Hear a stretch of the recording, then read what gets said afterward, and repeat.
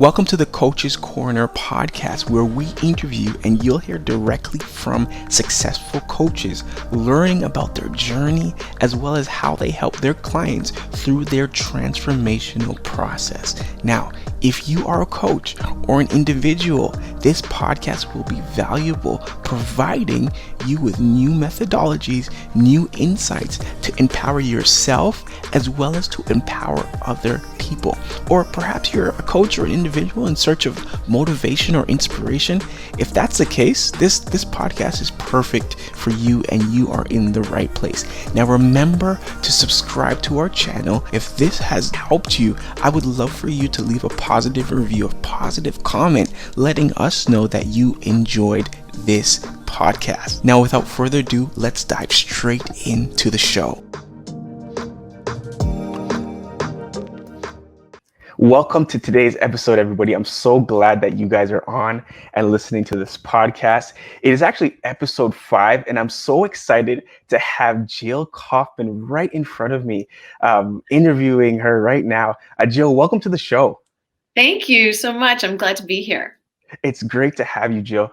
Jill, I just want to introduce you to the audience real quickly before you can, explain your story and what you do. But just so, for those that are listening right now, Jill is a trained divorce coach. She's a licensed therapist and a parent educator. I think during these times, your services and what you do is so important because Totally. of the issue at large with COVID and families and loved ones and couples. And Jill actually, she helps her clients navigate through the challenges of divorces with clarity so that they can come out stronger. Awesome. Yep. Awesome. So Jill, tell us about how you got started and how your journey was to even come to the coach as you are right now.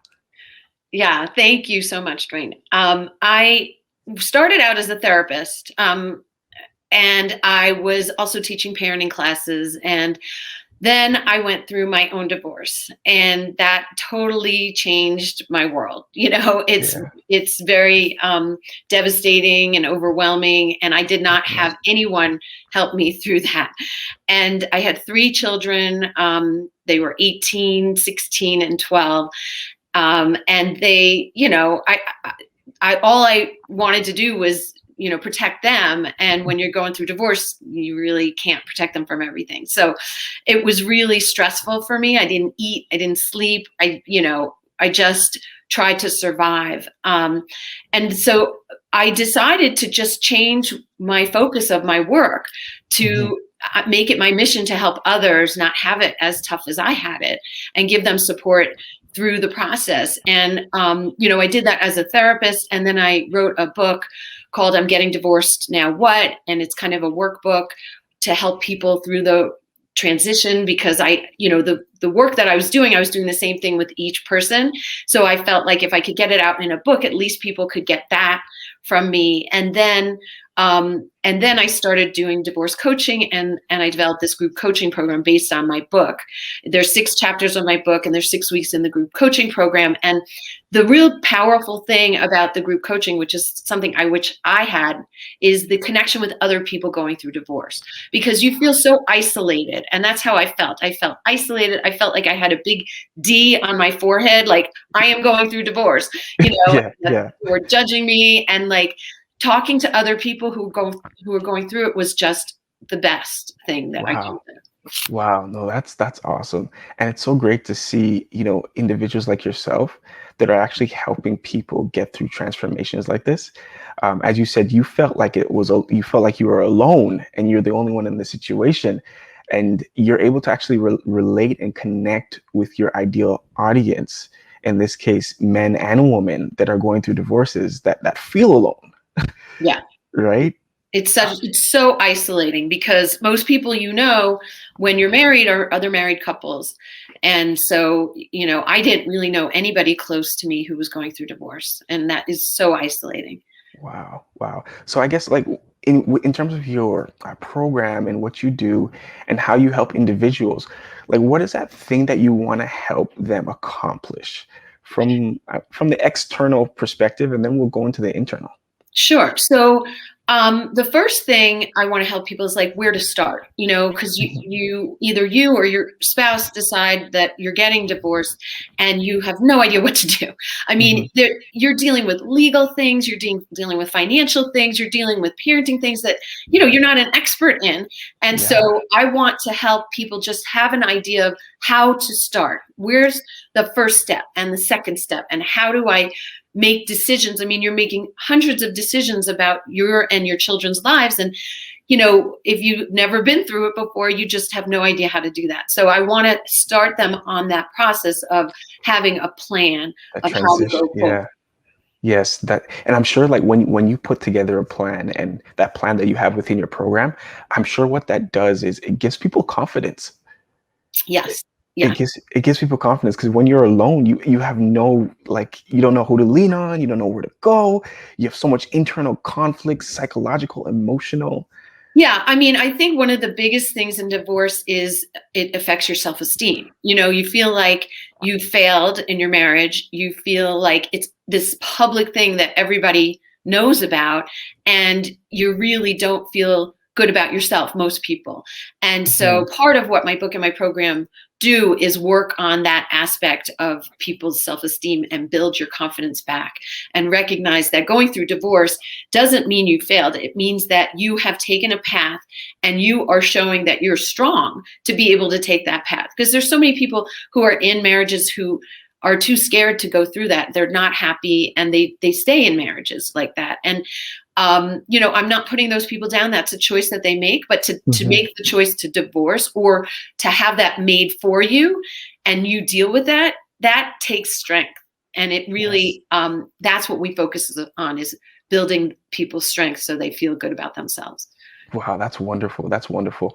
Is there any internal struggles that you help with? So we talked about emotional, we talked about pressure on feeling like they need to be in something that they can step away from or maybe take time away from.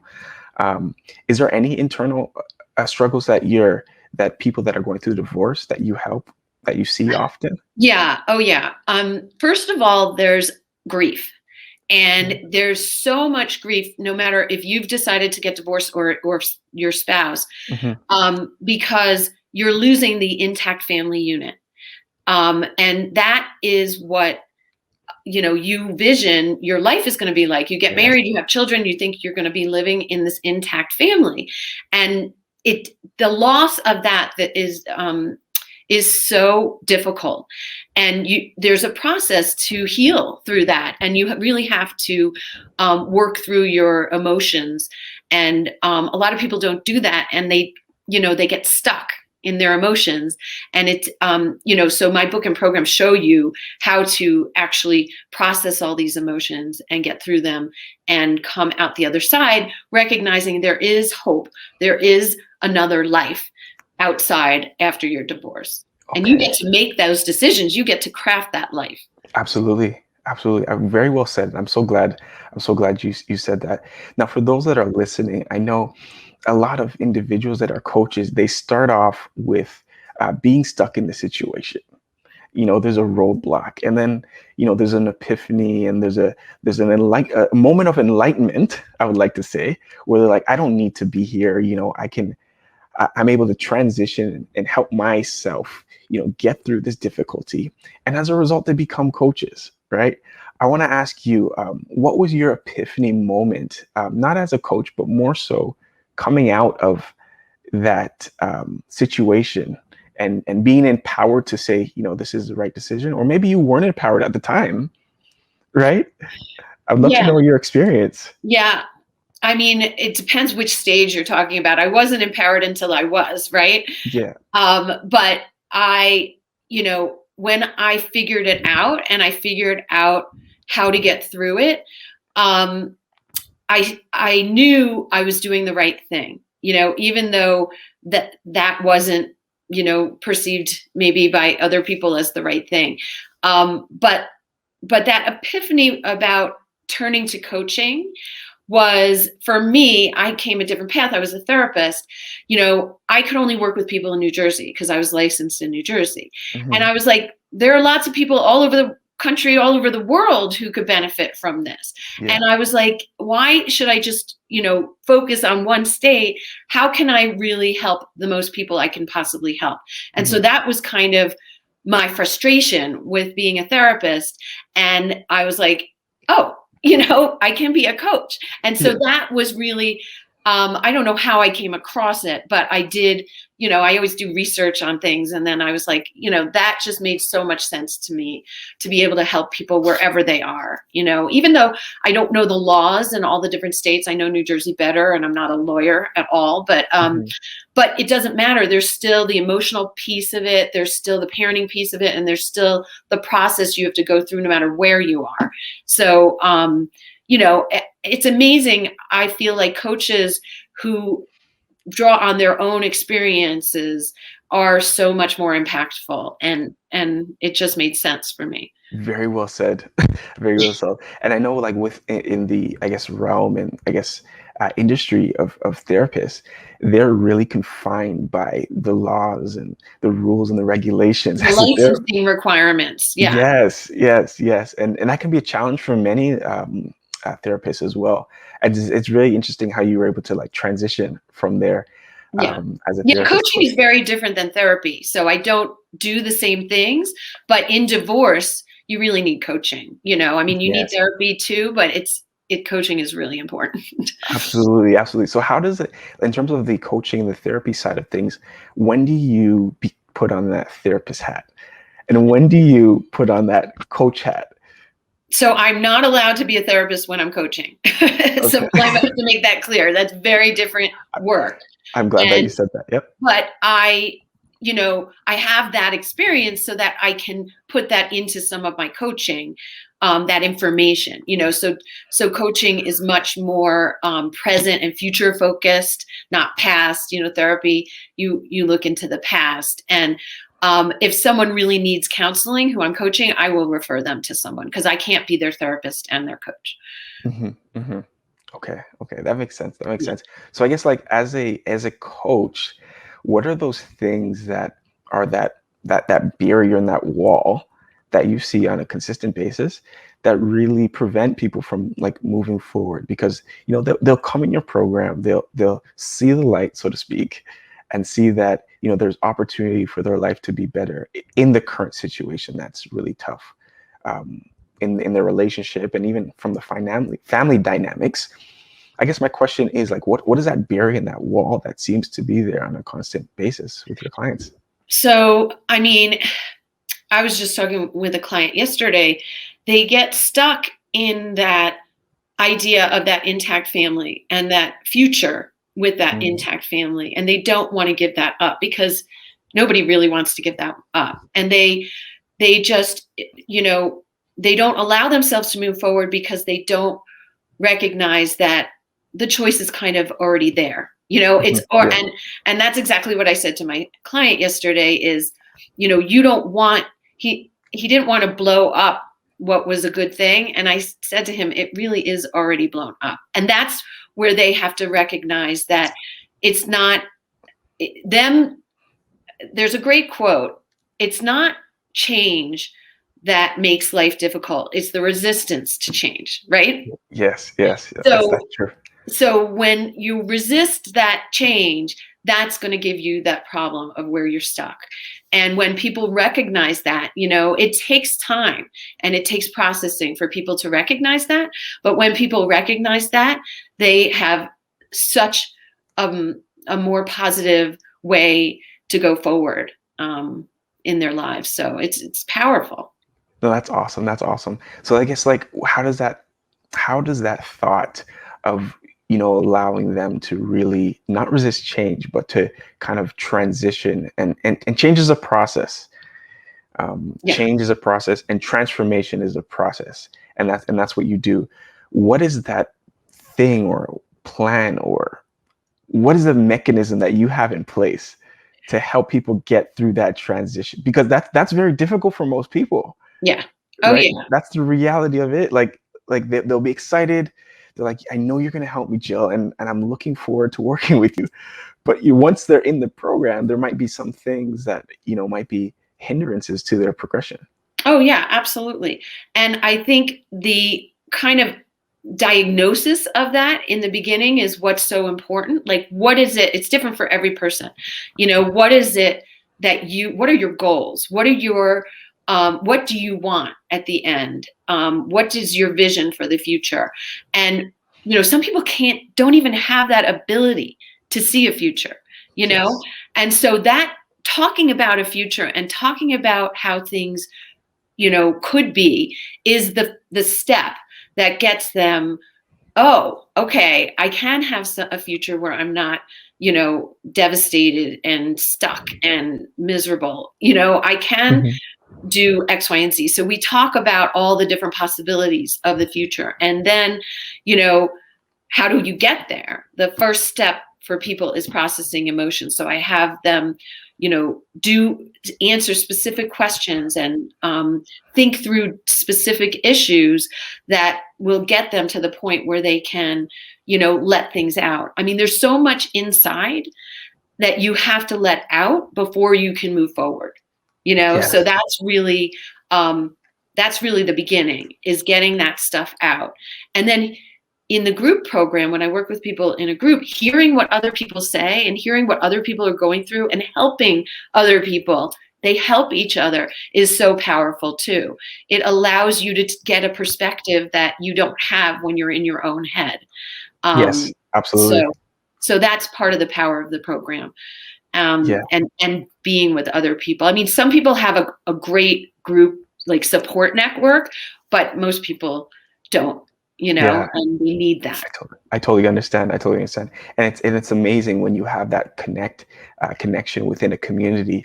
Those individuals, they have a commonality, and that's the vision to have a better life. And in your case, it's to be empowered and to get over that process of that hurt through divorce, or what divorce has given them.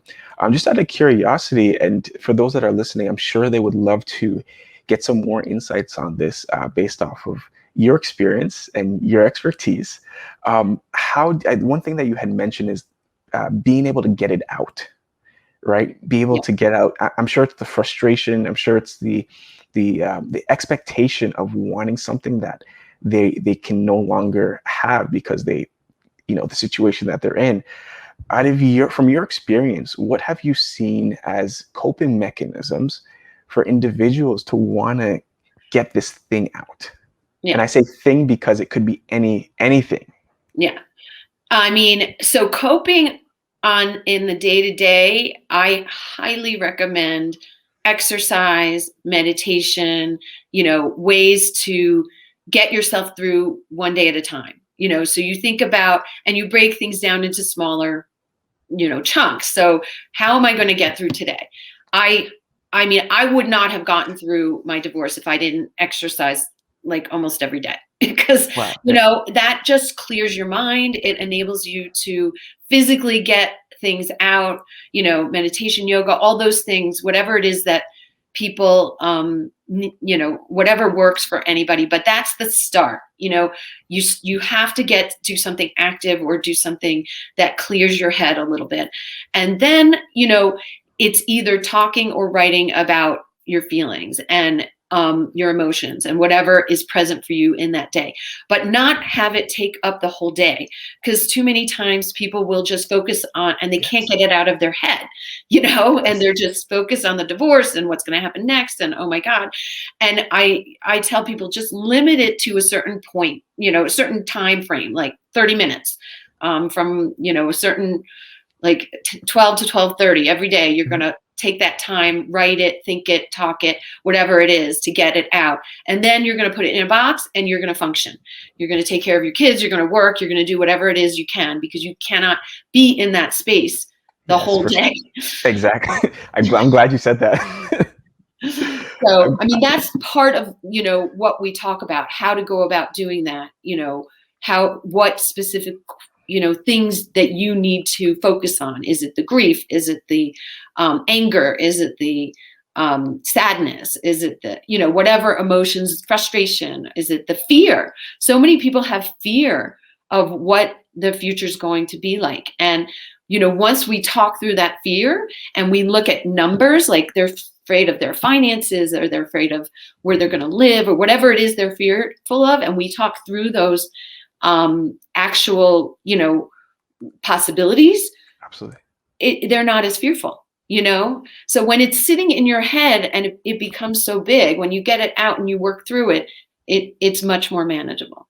I like what you said. Yeah, that's so important. That's so important because I think a lot of times when individuals, even outside of divorce, or even in terms of problems that they have in their life, people have a life coach or a divorce coach because of that problem.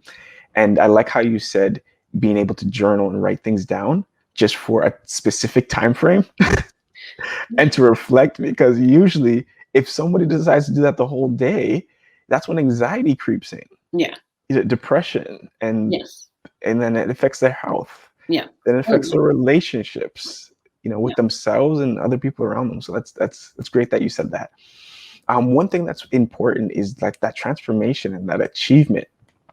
I would love to know that of how it was for you when you were able to, get that end result in terms of that transformation when you came out. How did that look for you?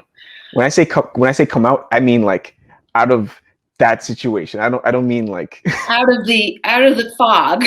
yeah, and, that's what I and mean. become clear. Yeah, no, I Yes. get it. Totally. It was because, I was following the advice of my attorney. I had an attorney and she told me I could get X, Y, and Z. And I knew my ex was not going to agree to that. But I thought, maybe we're going to end up in court, because she said, this is really what you should be getting. Um, and I looked at it and I said, well, do I want to go to court? Do I want to spend a ridiculous amount of money, put my kids through that, put myself through that? No, the answer was no. When I recognized that I really wasn't going to get what I should get, and that no matter what my attorney said that I deserved it and I should get this, I wasn't going to get it, because I knew my ex and I knew he wasn't going to agree to that. So I decided to figure out what was most important to me. And once I figured that out, I knew if I give up the things that weren't important to me so that he could get what he really wanted, I would get what I really wanted. And my attorney made me sign a letter saying she does not agree with this deal. And, this is not what she would advise me to do. And, when I had that confidence and strength to say, I'm okay that my attorney doesn't agree, I know this is the right thing, that's when that transformation happened for me. And we came to a deal. The two, I went up to him, I said, I'll do this if, I'll give you this if you do this. And he said yes. We were done. We didn't have to go to counseling. We didn't, not to counseling, to court. We didn't have to go to any more negotiations. We were done. And like, it's such a light bulb moment, because you recognize that you have that power, and 9 years ago this happened, and I do not regret making that agreement at all. It was the best thing I could have done. Wow. No, that's powerful. That's powerful. I'm glad you shared that, because I know some people probably listening are in a situation like that right now, depending on, what their relationship is at, or their marriage, whatever the case is. What would you say, what would you recommend to individuals that are listening to this right now? If they were going through this? Yeah, that's similar, like process on how you were going through, speaking with your attorney, then speaking with your ex, and finding out how, kind of compromising what were things that you didn't need versus things that you did need. Yeah. Well, I would say, the first thing is know what's important to you, because everything is not important to you. And you're not going to get everything. So and this is true of any negotiation, when you're negotiating a new job, or, a business proposition, or whatever it is you're negotiating, you have to figure out, what your priorities are. And when most people are going through divorce, they've never negotiated anything like this, and they don't understand those types of skills and how powerful that can be, because you get to make the decision instead of going to court and letting a judge make that decision. Absolutely. So or let your lawyer make that decision. Your lawyer is an advisor, but you do not have to do everything your lawyer suggests. So really take that power in your situation back, and you make the right decision for yourself. That's powerful. That's powerful. Thanks for sharing that. So I guess like when individuals are going through this transformation, or I guess this process, but not have yet experienced that transformation of being revived and really getting their mind out of that fog. How does it look from the clients that you've worked with once they've gotten their mind out of the fog, and once they've, yeah, It's I love, amazing yeah, because you're in it, you're in that. I was talking to one client and I said, it's like having the worst day of your life every day for a year or wow, for however long it goes yeah, on, and you're in it and you think it's never going to end. You think this is going to be your life forever. And so what people have to realize is that it is going to end. And so you have to be able to, function yes, every day, even though every day throws things at you that are very stressful and upsetting. And so when you get to the point where you actually are done, it's like a whole weight is lifted. When you sign that agreement, it's like, okay, I can start living my life. I can start thinking about the future. I can start, being happy, that's So amazing. it is That's really amazing. amazing. That's amazing. I guess for you, like, how was that feel? Like, what was that feeling like? Like, what was that? Like, What how was did it feel like internally for you? Well, it was so funny because I had picked out a house that I wanted to move into, Yeah. a home, and I was like, it's never going to be ready for me because we're going to be doing this for a really long time. And then we actually got to the agreement, and in December of 2012, we signed it. And the people who were selling the house still didn't have any buyers, and I was like, because I could afford it. It was near my kid's school. It was on a really good location. It was like everything I And wanted, everything. and it was available. And I was Wow. like, oh my God, that is, it just meant so much, for my kids and for me to be able to Wow. do that. So it was amazing. Wow, that's powerful. So I guess like what are some of the success stories of what you've heard and what other clients have shared with you in regards to that feeling? So you were able to, get something that was just so perfect and lined up for you just in time. Individuals that are going through this, like what is the thing or those things that align after they've been able to get out those worst days of their life? Right. Well, a lot of people are either living in the house with their soon to be ex, Hmm. or they've rented like a really small apartment somewhere. Hmm. And, they're struggling financially because they're paying lawyers and doing all this stuff. And when they finally get to the point where they're, done, they're able to think about, okay, what, like maybe they don't move right away. Like I was able to do that, but they start looking at places that they can move that have like a yard, or that like a townhome that is, in the right location and has a pool, like a community, and Yes. where their kids have friends, or you know what I mean? So they start thinking about like the next step, and like they just they just they put it all behind. I mean, it's amazing because you're like 1 minute you're in the trenches, and then Yeah. the next minute you're like, okay, I'm done. And they really, don't know how to handle it in the beginning, and then they're like, they look back and they're saying, I don't know how I got through that. Wow. It's Wow. so No. tough. It can be so tough, and I don't want to, tell everybody who's starting their divorce that it's horrible, but there are ways to make it less tough and to make it as short as possible, and there are ways to make it more tough and longer. So Absolutely. Well, thanks for sharing that. That's awesome. I guess before we end this episode, I want to give the audience an opportunity to learn more about you and what you got going on. I know you have some exciting things coming up in the next couple of weeks, actually. yeah, yeah. Yeah. Next week actually is my free 5-day challenge. It's called Mistake Proof Your Divorce. Wow. So really how to avoid the mistakes that a lot of people make when they're going through divorce. And it's completely free.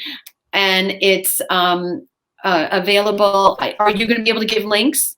Oh, absolutely. Okay, so you'll Absolutely. give the link for it, and every day I go live in my Facebook group, and I will go over a different topic that or different mistakes that people make, and then after that, I'm launching my 6-week group coaching program, and that's just an amazing program where people will have a huge transformation in just 6 weeks. Wow. Wow, that's incredible. That's incredible. So everybody listening, you know what to do. Make sure you get a part of that community as well as that challenge, that 5-day challenge. That's awesome. Is there anything that you would like to say, Jill, before we end this episode to those that are listening that might be in a situation where they need your help, or let's say they just need that reassurance? Yeah. So I mean, as people who are going through divorce, I mean, as much support as you can get. You do not have to do this alone. Get the support. My Thriving group coaching program is just one, thing, but there's lots of different ways to get support. And if you're a coach and you're listening, all I can say is, keep going, because I think this work is just so amazing, and the things that you can get accomplished by sharing yourself, your experiences, your knowledge with other people, it's just so powerful, and I love doing this work. So keep Awesome. going, keep at Oh, it. absolutely. That's so encouraging. I definitely appreciate that, Jill. And for those that are listening, make sure that you tune in to this, and also make sure that you get into Jill's group if you're looking for more information. I'm also joining the 6-figure coach group as well, where you're able to get tips and tricks when it comes to modern marketing and sales, as well as organic and building your presence online. Jill, thanks so much for coming on today. Really appreciate it. Thank you for having me, Dwayne. My pleasure. I hope you enjoyed this interview, whether you're listening on any of our social platforms. Perhaps you're in a Facebook group, perhaps you are listening on one of our podcast platforms. Wherever you're listening, I hope you enjoyed. But do us a favor and leave a positive review, letting us know that you actually enjoyed this and this actually was valuable to you. Whether you're an individual or whether you're an actual coach looking for some guidance, inspiration, we want to know that this podcast is valuable to you, so that we can continue to make more and to inspire more people. Hope you have an empowering day and an empowering week. I'll see you in the next episode.